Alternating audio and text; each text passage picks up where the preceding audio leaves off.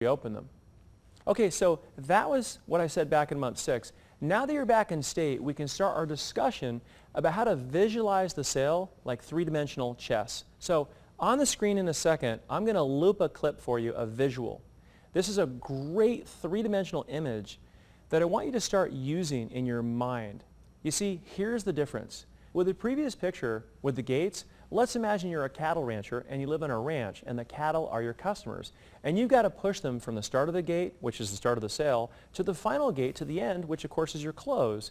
And you have to shut each gate along the way. And if you're really smart, you run and shut the gate first before the cattle ever even sees the gates, and you put locks on them, which are your tie downs. That's eliminating the objections. Now, the cattle obviously cannot go up and down because of gravity, but not in sales.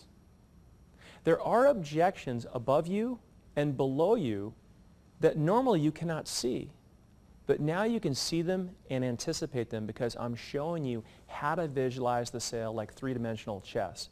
You've got to take this image that you see right now and spin it to the left and spin it to the right and place it above and below you and spin it.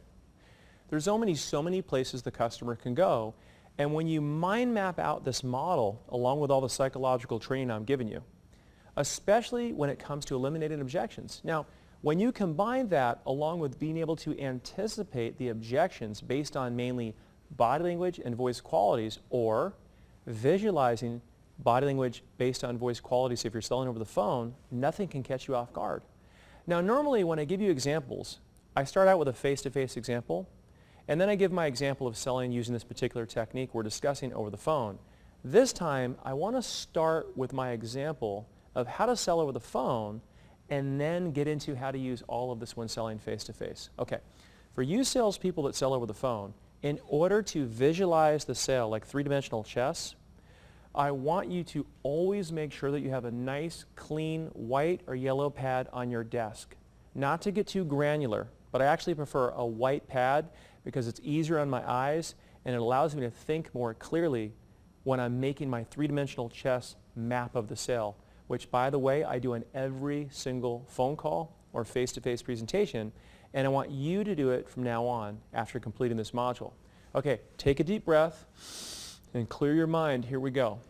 You're going to use your white pad of paper to map out your sale just as you would with the three-dimensional chess image that we've got spinning right now on the big screen.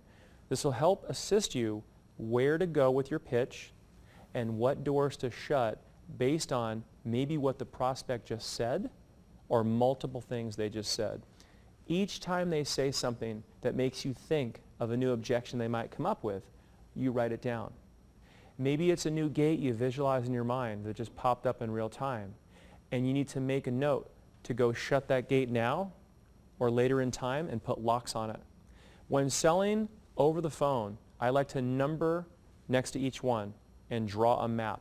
So maybe number 1 would be the players involved and what they want. When my inside salespeople are